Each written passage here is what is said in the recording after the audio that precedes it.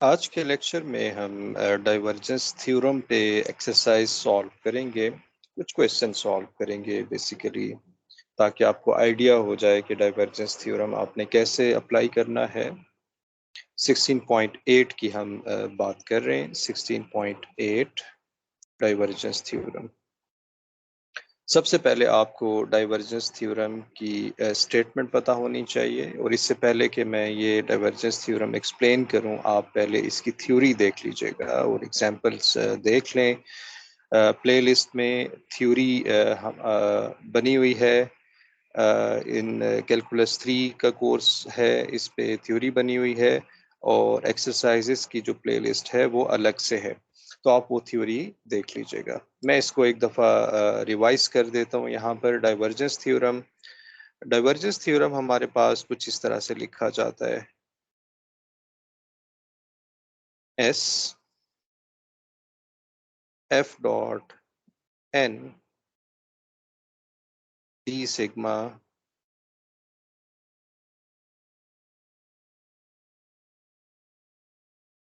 D del dot F D V. तो ये हमारे पास डाइवर्जेंस थ्योरम की बेसिकली मैथमेटिकल स्टेटमेंट है। इस स्टेटमेंट को आप पहले अंडरस्टैंड करते हैं। हमारे पास एफ यहाँ पर वेक्टर फील्ड है। एफ हमारे पास वेक्टर फील्ड है। सपोज के ये हमारे पास वेक्टर फील्ड कुछ इस तरह से है। ये वेक्टर फील्ड हमारे पास गिवन है। इसके साथ ही एन यूनिट वेक्टर आपको नजर आ रहा है। एन यूनिट वेक्टर ये आउटवर्ड नॉर्मल है। Outward normal to the surface है।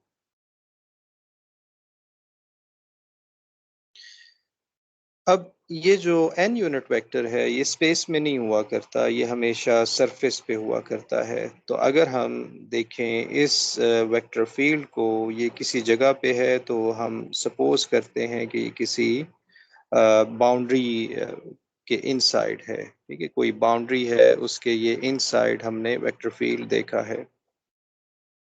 इसके साथ ही ये डी सिग्मा आपको नजर आ रहा है। डी सिग्मा आपको याद होगा प्रीवियस थ्योरी से कि ये हमारे पास सरफेस एरिया निकालने का फार्मूला होता है। सरफेस एरिया, इसको आपने मुख्तलिफ फार्मूला से देखा था। डी सिग्मा के कुछ मुख्तलिफ फार्मूले थे, आपने प्रीवियस थ्योरी में उसे देखा था। 16.765 तमाम में हमने डी सिग्मा को डिस्कस किया था। लेफ्ट हैंड साइड की अगर आप बात करें, तो लेफ्ट हैंड साइड का मतलब ये है कि सरफेस एरिया आप निकाल रहे हैं। किसी जगह पे कोई सरफेस है, फॉर एग्जांपल 3 डायमेंशन की सरफेस है हमारे पास, और इसकी जो बाउंड्री है ये सरफेस एरिया कहलाती है। ये जो बाउंड्री होती है, जैसे अगर एक कमरा है, उसकी जो बाउंड्री है, उसकी जो वॉल्स हैं, वो उसका सरफेस कहलाएंगी। वो उसका सरफेस कहलाएंगी। तो उस सरफेस एरिया से ये जो एफ है, जब इसका dot product N unit vector से लिया जाता है, तो इसका मतलब होता है कि आप फ्लक्स ले रहे हैं। एन यूनिट वेक्टर अगर यहाँ पर है, तो वेक्टर फील्ड का dot product N unit vector से लिया जाता है, तो इसे हम कहते हैं फ्लक्स। तो लेफ्ट हैंड साइड जो है ये है फ्लक्स। ये हमारे पास है flux over a surface area. ये हमें इस तरह से भी पता चल रहा है कि डी सिग्मा, क्योंकि सरफेस पे है, तो यहाँ दो इंटेग्रल आ रहे हैं। जब दो इंटेग्रल होते हैं तो ये हमारे पास एरिया को रिप्रेजेंट कर रहे होते हैं। okay? तो ये हमारे पास है लेफ्ट हैंड साइड पे surface area F dot N flux है, और ये फ्लक्स कहाँ हम कंप्यूट कर रहे हैं, सरफेस एरिया पे कंप्यूट कर रहे हैं। डाइवर्जेंस थ्योरम में हमें ये पता चल रहा है कि ये सरफेस एरिया कैलकुलेट करने का एक आसान तरीका है। आसान तरीका क्या है कि आप वेक्टर फील्ड का डाइवर्जेंस ले लें और इसको इंटीग्रेट कर दें ओवर द वॉल्यूम। यानी कि कहने का मकसद ये है कि अगर एक क्यूब है, इस क्यूब में अगर आप यहाँ बैठे हैं, यानी कि एक रूम में अगर यहाँ बैठे हैं, तो अगर आपको चाहिए कि आउटवर्ड फ्लक्स कितना है, तो यहाँ बैठे इनसाइड ऑफ द क्यूब या इनसाइड ऑफ द रूम आप सिंपली क्या कैलकुलेट करें, डेल डॉट एफ कंप्यूट करें, यानी कि डाइवर्जेंस कंप्यूट करें, और इसको तमाम वॉल्यूम पे कंप्यूट कर लें, डी वॉल्यूम। तो जहां पर ये कंप्यूट जब कर लेंगे तो हमें सरफेस एरिया मिल जाएगा। यानी कि आप इनसाइड ऑफ द क्यूब बैठें या सरफेस पे बैठ जाएं, वॉल पे बैठ जाएं, यहाँ अगर बैठें तो एफ डॉट एन कंप्यूट करें, डी सिग्मा, तो सरफेस एरिया फ्लक्स कंप्यूट कर लें वॉल पे, तमाम वॉल्स पे, तो इसका आंसर सेम आएगा। ये तो हमें डाइवर्जेंस में ज़्यादा आसानी होती है, वो अभी आप देखेंगे। तो एक्सरसाइज हम शुरू करते हैं। थ्योरी में मैंने एग्जांपल्स सॉल्व की हुई है, एक्सप्लेन किया हुआ है। आप चाहे तो बुक को भी देख सकते हैं, वहाँ पर भी ये एग्जांपल सॉल्व की हुई हैं डाइवर्जेंस थ्योरम पे। तो इसके कुछ एक्सरसाइज के कुछ क्वेश्चन मैं अभी सॉल्व करूंगा। एक्सरसाइज एक्सरसाइज 16.8, क्वेश्चन नंबर 1 से 8 तक हमें कहा गया है कि divergence find the divergence of the field, vector field. तो पहला क्वेश्चन है, हमारे पास पहला क्वेश्चन है, f is equal to x minus Y plus Z I plus 2x plus Y minus Z J plus 3x plus 2y minus 2z के। ये हमारे पास vector field है जिसका डाइवर्जेंस आपने फाइंड करना है। यानी कि शुरू में आप सिर्फ सीख रहे हैं, यहाँ सिखाया जा रहा है कि आप डाइवर्जेंस कैसे फाइंड करते हैं। तो डाइवर्जेंस का मतलब होता है कि आपने डेल डॉट एफ फाइंड करना है, इसको हम डाइवर्जेंस कहते हैं। इसकी फिजिकल इंटरप्रिटेशन भी है कि कोई चीज़, कोई वेक्टर फील्ड एक्सपेंड कर रहा है, कोई वेक्टर फील्ड एक्सपेंड कर रहा है, इसको हमने डिस्कस किया है थ्योरी में। या कोई वेक्टर फील्ड जो है वो कंप्रेस हो रहा है, वेक्टर फील्ड कोई कंप्रेस हो रहा है, सो ऑन। तो डेल डॉट एफ हमें मैथमेटिकली फाइंड करना है। डेल का हमें पता है, डेल ऑपरेटर कैसे डिफाइन होता है। डेल ऑपरेटर डिफाइन होता है I partial by partial X J partial by partial Y plus K partial by partial Z. ये डेल ऑपरेटर डिफाइन हो गया। एफ हमारे पास ऑलरेडी है। अगर आपने डेल डॉट एफ फाइंड करना है तो हमारे पास होगा डेल डॉट एफ, डेल हमारे पास होगा I partial by partial X plus J partial by partial Y plus K partial by partial Z dot, और एफ हमारे पास डिफाइन है, इसको हम एम का नाम दे देते हैं क्योंकि हमें ये बार बार लिखना पड़ेगा। ये एम है, ये एन है, और ये हमारे पास पी है। तो एम हमारे पास आ जाएगा M I plus N J plus P K unit vector. दो वेक्टर्स का जब हम डॉट प्रोडक्ट लेंगे, दो वेक्टर्स का जब हम डॉट प्रोडक्ट लेंगे तो ये हमें मिल रहा होगा।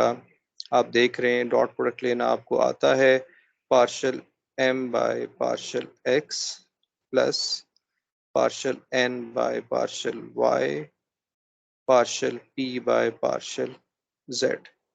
एम की वैल्यू अगर आप यहाँ पर पुट कर दें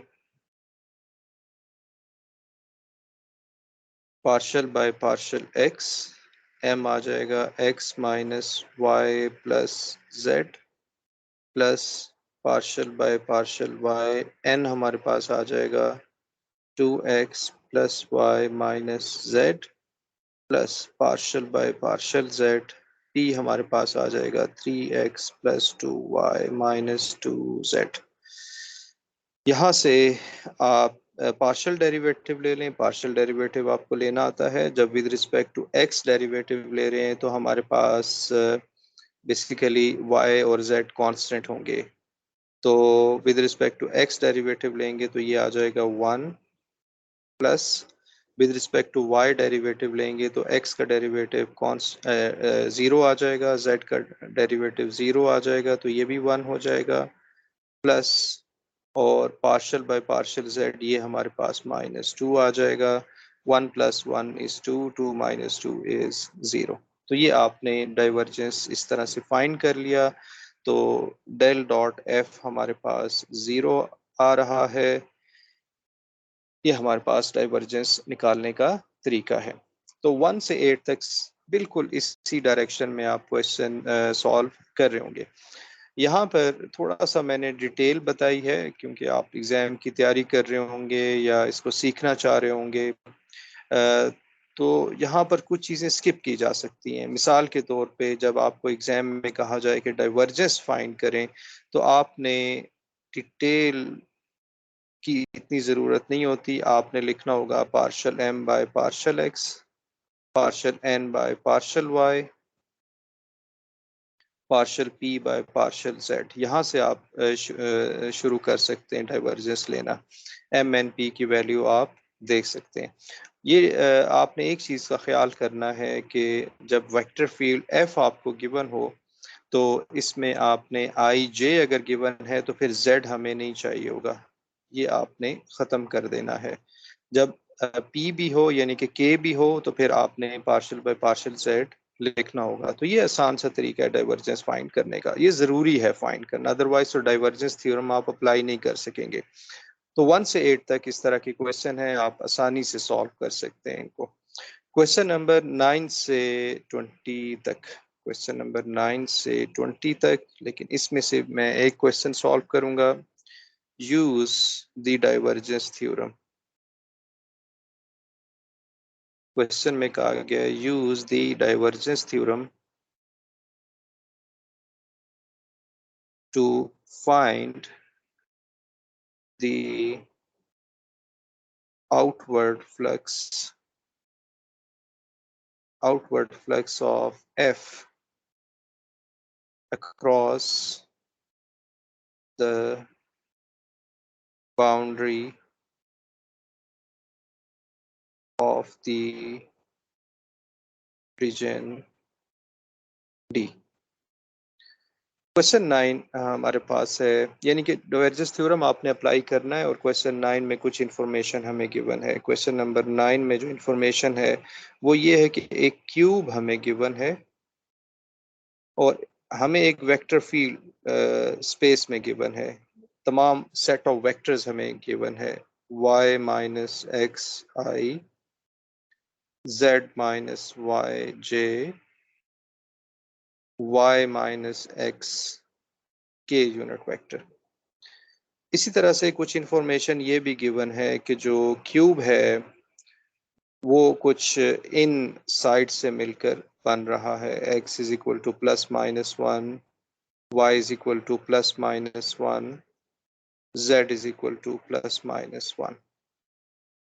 हमें यहाँ पर क्या गिवन है? हमें यहाँ पर गिवन है वेक्टर फील्ड, वेक्टर फील्ड हमें गिवन है और हमें वो जगह गिवन है जो कि रीजन हमारे पास है, 3 डायमेंशन का रीजन है, वो हमें गिवन है। तो डाइवर्जेंस थ्योरम आपने यहाँ पर अप्लाई करना है। क्वेश्चन में भी कहा गया है कि डाइवर्जेंस थ्योरम आप अप्लाई करें और आंसर लेकर आए। तो डाइवर्जेंस थ्योरम क्या है? बाय डाइवर्जेंस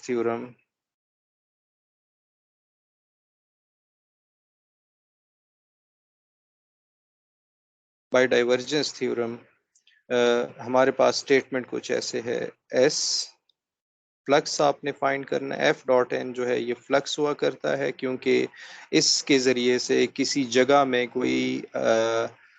कोई फ्लो जो है वो एंटर होता है या एग्जिट होता है। मिसाल के तौर पे कोई अगर कमरा है, उसमें खिड़की है, विंडो है, तो विंडो से कोई एयर जो है वो एग्जिट होगी या एंटर होगी, या टेम्परेचर एंटर होगा या एग्जिट होगा, तो इसको हम कहते हैं फ्लक्स। तो फ्लक्स जो है वो एरिया से हमेशा जो है एग्जिट हुआ करता है, यानी कि जो कमरा है इसकी जो वॉल है वो एरिया है और पूरा कमरा जो है वो क्यूब है। ओके, तो हमारे पास ये थोड़ा सा मुश्किल टास्क होता है फ्लक्स निकालना। आपने देखा भी है प्रीवियस सेक्शंस में 16.7, 6.4, में आपने देखा भी होगा कि जो डी सिग्मा है ये निकालना, ये इट्सल्फ एक टास्क है। तो डाइवर्जेंस थ्योरम से हमें आसानी हो जाती है कि ये जो डबल इंटीग्रल है, डाइवर्जेंस थ्योरम से ये चला जाता है ट्रिपल इंटीग्रल, यानी कि पूरे वॉल्यूम में चला जाता है। और आपको चाहिए सिंपली ये जो वेक्टर फील्ड एफ है इसका आपने डॉट प्रोडक्ट लेना होगा डेल के साथ, तो ये होगा डी वॉल्यूम। जब तीन इंटीग्रल हैं तो ये वॉल्यूम आपके पास आ रहा है। तो फ्यूचर में जब आप फिजिक्स या फ्लूइड मैकेनिक्स का कोई कोर्स पढ़ रहे होंगे या फिजिक्स का कोई कोर्स पढ़ रहे होंगे, तो आपको कहा जाता है कि बाय यूजिंग डाइवर्जेंस थ्योरम, तो वो आपने कैसे यूज करना है कि डबल इंटीग्रल टू, आप जाते हैं from double integral to triple integral, ये आपने याद रखना है, ट्रिपल इंटीग्रल। ठीक है, तो ये हमारे पास इसकी स्टेटमेंट थी। अब हम इतना जो डिटेल में काम नहीं करेंगे, क्योंकि इसके लिए हमें एन यूनिट वेक्टर भी चाहिए, फिर डॉट प्रोडक्ट चाहिए, फिर डी सिग्मा चाहिए, सरफेस एरिया का हमें जो है लिमिट्स भी चाहिए। तो ये बड़ा आसान हल हो गया। हम क्या करेंगे कि ये अगर फ्लक्स है, लेफ्ट साइड पे फ्लक्स है, तो राइट साइड पे भी फ्लक्स ही होगा, यानी कि ये फ्लक्स ही कंप्यूट आप कर रहे होंगे। तो अगर आप फ्लक्स कंप्यूट करना चाहते हैं, फ्लक्स फ्लक्स हमारे पास होगा, यानी कि राइट हैंड साइड ले लें या लेफ्ट हैंड साइड ले लें, थ्योरम है ये, डेल डॉट एफ आपने कंप्यूट करना है in the volume D V. तो पहले आप डेल डॉट एफ फाइंड कर लें।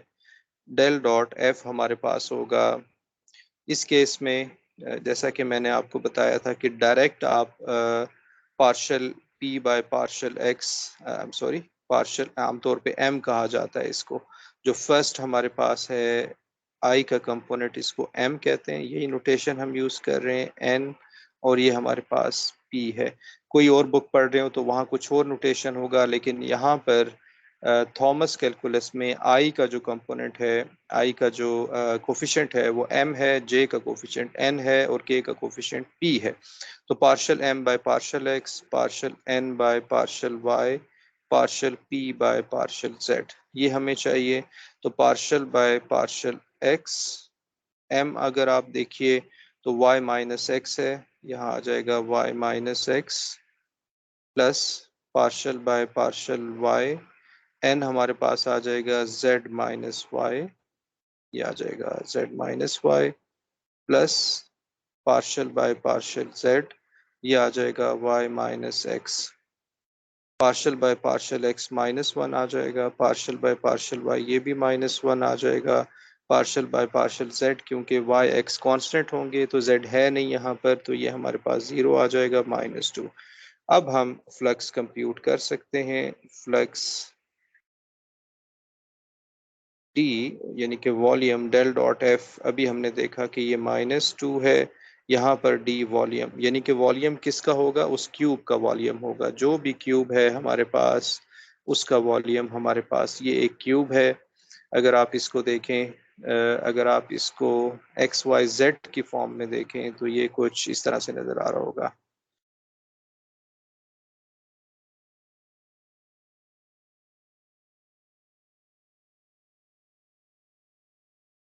इस तरह से ये हमारे पास एक क्यूब है। ठीक है, ये मैंने शायद इसका ओरिजिन गलत बना दिया है, मैं इसको दोबारा बना देता हूँ। फॉर एग्जांपल इसने कहा हुआ है कि x हमारे पास है +-1, तो x1 अगर यहाँ पर है तो ये एक वॉल होगी, ड्राइंग का थोड़ा सा इशू है। ये x होगा और यहाँ पर होगा x-1, यानी कि x1 यहाँ पर है, x-1 यहाँ पर है। इसी तरह से y की वैल्यू हमारे पास +-1 है, यानी y1 होगा, यहाँ पर y1 होगा, तो यहाँ एक वॉल का हिस्सा आ जाए, क्यूब का हिस्सा आ जाएगा, और इसी तरह से y-1 इस तरह से एक हमारे पास क्यूब बन जाएगा। ओके, तो यहाँ पर बाउंड्री फाइंड करना इतना मुश्किल काम नहीं है। -2 dv के केस में आ जाएगा dx dy dz, किसी भी ऑर्डर में ले सकते हैं, dz dx dy, क्योंकि लिमिट्स यहाँ पर आसान हैं। x की लिमिट्स हैं -1 to 1, y की लिमिट है -1 to 1, z की लिमिट है -1 to 1, यानी कि इस क्यूब में आप डाइवर्जेंस देख रहे हैं। तो ये हमारे पास फ्लक्स आ जाएगा -16। ओके, इसी तरह से क्वेश्चन नंबर अगर आप 11 देखिए, 11 f हमें गिवन है, हमें वेक्टर फील्ड लाजमी गिवन होगा, अदरवाइज तो वो सेंस नहीं बनाता है कि हमने फ्लक्स फाइंड करना है -z के यूनिट वेक्टर। और जो हमें d गिवन है, 3 डायमेंशन का जो जगह गिवन है, रीजन गिवन है, ये रीजन होगा the region inside the solid cylinder, inside the solid cylinder, x square plus y square which is less than or equal to 4 question में गिवन है, और between the plane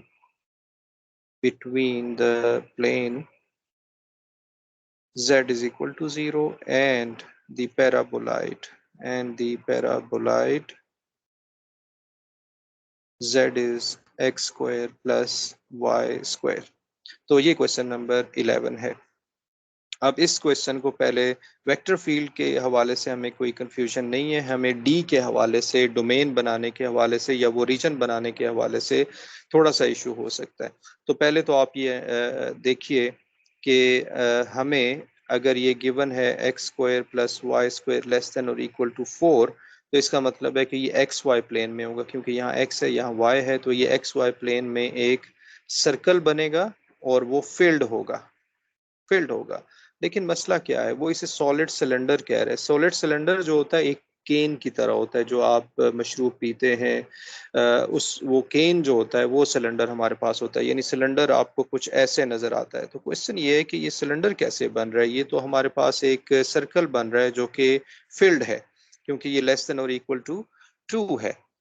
तो इसका answer ये है, क्योंकि ये जो सर्कल है ये 3 डायमेंशन में बन रहा है, यानी कि इसका बेस ये है, तो इसको आप किसी भी जगह तक उठा सकते हैं, इसकी जो हाइट आप ले सकते हैं। तो ये हमारे पास इसका बेस है, ये सर्कुलर सिलेंडर है, और जैसे जैसे z चेंज होता रहेगा, आप इस सर्कुलर सिलेंडर को z एक्सिस में लेके जा सकते हैं। तो ये x है, ये y है, और ये हमारे पास z है।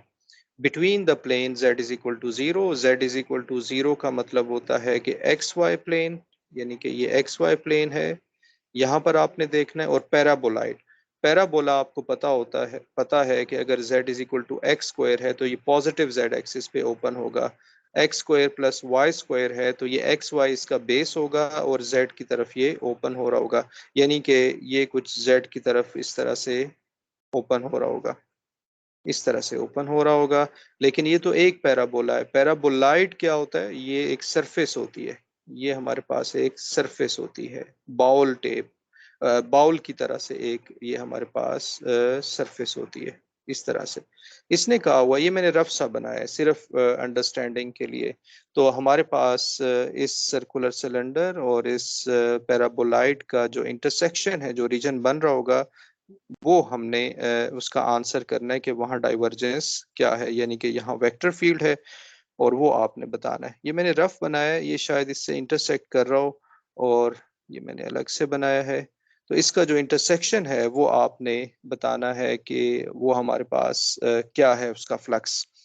तो इस केस में डेल डॉट एफ आप पहले फाइंड कर लेंगे, आप वो फाइंड कर सकेंगे, वो आ जाएगा x-1 z हमें गिवन है X square plus Y square, जिसका मतलब होगा कि आर स्क्वायर, और फ्लक्स जब आप कंप्यूट करेंगे तो फ्लक्स का फार्मूला होगा volume x minus one D Z D Y D x.